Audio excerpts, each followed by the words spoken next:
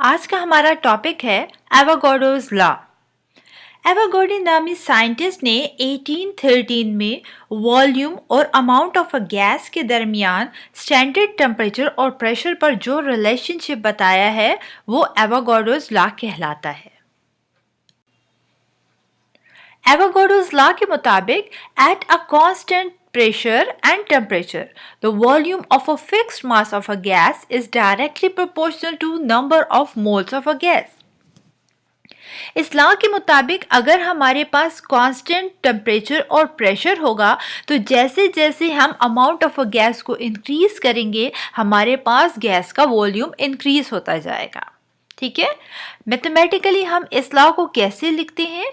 V is directly proportional to N where K is equal to constant.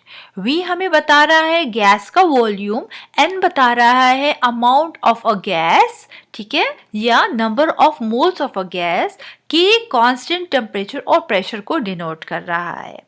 जब कभी direct proportionality का sign कहीं भी आता है मीन्स जब एक जो हमारे पास वेरिएबल इंक्रीज होगा डेफिनेटली दूसरा भी इंक्रीज होगा। तो यहाँ पर वॉल्यूम और नंबर ऑफ मोल्स या अमाउंट ऑफ अ गैस के दरमियान डायरेक्ट प्रोपोर्शनैलिटी का साइन हमें ये बता रहा है कि जब कभी गैस का वॉल्यूम इंक्रीज होगा डेफिनेटली इसका मतलब ये है कि वहाँ पर नंबर ऑफ मोल्स जो हैं गैस के इंक्रीज हुए हैं। ठीक है, अब जब कभी हम प्रोपोर्शनैलिटी का साइन हटाते हैं तो कांस्टेंट लगाते हैं तो आप देख सकते हैं कि हमने इक्वेशन किस तरीके से लिखी है, V is equal to Kn। ठीक है, तो यहाँ V हमारे पास गैस का वॉल्यूम को डिनोट कर रहा है, K कांस्टेंट टेम्परेचर और प्रेशर को डिनोट कर रहा है और N जो है वो अमाउंट ऑफ गैस को डिनोट कर रहा है। फ्रेंड्स याद रखें कि जैसे जैसे हमारे पास गैस की अमाउंट इंक्रीज होगी तो वहाँ पर गैस का वॉल्यूम भी बढ़ता जाएगा। जैसे जैसे हमारे पास गैस की अमाउंट डिक्रीज होगी तो हमारे पास गैस का वॉल्यूम भी कम होता जाएगा। यही हमें एवोगाड्रोस लॉ बताता है। चलें इसी को स्टडी करते हैं अपनी डेली लाइफ से एग्जाम्पल लेते हुए। एग्जाम्पल लेते हैं बलून की अपनी डेली लाइफ से ताकि आप बेहतर तौर पर इस लॉ को समझ सकें। फ्रेंड्स जैसे कि आप देख सकते हैं कि मेरे पास एक बलून है जिसमें मैं हवा को पंप कर रही हूँ। क्या होता है आपने अपनी डेली लाइफ में ये एक्सपीरियंस किया होगा कि जब कभी हम हवा भरते हैं किसी गुब्बारे में तो क्या होता है कि उसका साइज बढ़ता जाता है। ठीक है, तो जब हम उसमें हवा भरते हैं एक गुब्बारे में तो असल में वहाँ पर एयर जो है अमाउंट ऑफ गैस जो है वो इंक्रीज होती जाती है। ठीक है, तो यहाँ हम बेहतर तौर पर समझ सकते हैं कि N इंक्रीज हो रहा है, अमाउंट ऑफ गैस N जो है वो अमाउंट ऑफ गैस को डिनोट करता है। तो मतलब जब हम गुब्बारे में हवा भरते हैं तो वहाँ पर अमाउंट ऑफ गैस इंक्रीज हो रही होती है। अमाउंट ऑफ गैस के इंक्रीज होने की वजह से आप देखते हैं कि वहाँ पर हमारे पास जो गुब्बारा होता है उसका जो वॉल्यूम भी इंक्रीज हो जाता है, साइज बढ़ जाता है, मीन्स वहाँ पर गैस का वॉल्यूम बढ़ जाता है। ठीक है, तो हमने जैसे ही गुब्बारे में हवा को पंप करना शुरू किया जितनी उसमें अमाउंट ऑफ गैस इंक्रीज होती गई उसी तरीके से उसका वॉल्यूम भी इंक्रीज होता गया। ठीक है, तो अब सेकंड केस में हमने क्या किया आप देख सकते हैं कि गुब्बारा जो है मेरे पास उसका साइज बहुत कम हो गया। क्या किया मैंने इस गुब्बारे को खोल दिया ताकि इससे थोड़ी हवा बाहर निकल आए। अब क्या हुआ कि जब गैस इससे बाहर निकली तो मीन्स तो हमारे पास ये जो N हमें अमाउंट ऑफ गैस को डिनोट कर रहा है तो हमारे पास यहाँ पर अमाउंट ऑफ गैस कम हो गई, मीन्स ये जो N है वो कम हो गया। ठीक है, अमाउंट ऑफ गैस कम हो गई। तो अमाउंट ऑफ गैस जैसे ही कम हुई तो क्या होगा, जब हवा गुब्बारे से हम निकालते हैं तो हम देखते हैं कि उसका साइज जो होता है वो भी छोटा हो जाता है। क्यों छोटा हो जाता है? क्यों हमारे पास अब यहाँ पर जो इसका गैस का वॉल्यूम है वो कम हो गया, उसमें से कुछ अमाउंट ऑफ गैस निकल गई। अब हमें ये क्या शो कर रहा है? हमें ये शो कर रहा है डायरेक्ट रिलेशनशिप। ठीक है, हमने देखा कि जब फर्स्ट केस में बलून था उसमें हमने क्या किया, हवा को भरा। ठीक है। तो जैसे ही n इंक्रीज हुआ तो वहां पर क्या हुआ, हमारे पास जो गैस का वॉल्यूम था वो भी इंक्रीज हो गया। ठीक है, तो यहाँ पर डायरेक्ट रिलेशनशिप है, जैसे ही अमाउंट ऑफ गैस इंक्रीज हुई वॉल्यूम इंक्रीज हुआ। मीन्स क्या हुआ, जब n जो है वो इंक्रीज हुआ तो v भी इंक्रीज हो गया। अब दूसरी तरफ हमने देखा कि जैसे ही मैंने जो गुब्बारा था उससे हवा निकालनी शुरू की तो या गैस निकलनी बाहर शुरू हुई, उसे मैंने खोला तो वहाँ पर अमाउंट ऑफ गैस की डिक्रीज होने की वजह से वॉल्यूम जो है वो भी डिक्रीज हो गया। ठीक है, तो हमारे पास क्या हुआ, यहाँ पर n डिक्रीज हुआ तो v भी डिक्रीज हुआ। अब ये हमें डायरेक्ट रिलेशनशिप बता रहा है अमाउंट ऑफ गैस और वॉल्यूम ऑफ अ गैस के दरमियान। ठीक है, और यही हमारे पास एवोगाड्रोस लॉ कहलाता है। Graphical representation of the Avogadro's law. Graphically हम इसको कैसे बता सकते हैं, हम जानते हैं जो अमाउंट ऑफ गैस है n और वॉल्यूम ऑफ गैस v, इन दोनों के दरमियान डायरेक्ट रिलेशनशिप है। जब हम अमाउंट ऑफ गैस को इंक्रीज करते हैं तो हम जानते हैं वॉल्यूम भी इंक्रीज हो जाता है। जब हम अमाउंट ऑफ गैस को डिक्रीज करते हैं तो वॉल्यूम भी डिक्रीज हो जाता है। तो ये स्ट्रेट लाइन जो हमें ग्राफ शो कर रहा है ये हमें डायरेक्ट रिलेशनशिप बता रहा है अमाउंट ऑफ गैस और वॉल्यूम के दरमियान। फ्रेंड्स याद रखें कि जब कभी डायरेक्ट रिलेशनशिप होगा टू वेरिएबल्स के दरमियान तो वहां पर जो ग्राफ आएगा वो स्ट्रेट लाइन आएगा।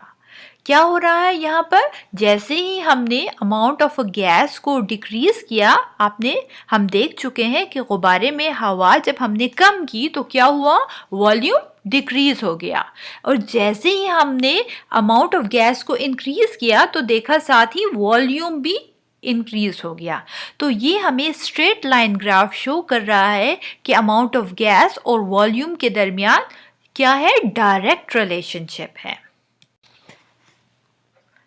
एवोगाड्रोस लॉ के मुताबिक equal volume of all gases at same temperature and the pressure contain the same number of molecules, कि अगर हमारे पास सेम टेम्परेचर और प्रेशर पर जो गैसेस होंगी जिनका सेम वॉल्यूम होगा तो उनमें नंबर ऑफ मॉलिक्यूल्स भी सेम होंगे। इसी को जानते हैं एक्सपेरिमेंटल वेरिफिकेशन से। ठीक है, यहाँ पर आप देख सकते हैं कि हमारे पास कंटेनर में 3 गैसेस हैं, ऑक्सीजन, हीलियम और carbon dioxide. Same constant pressure है, कांस्टेंट टेम्परेचर है।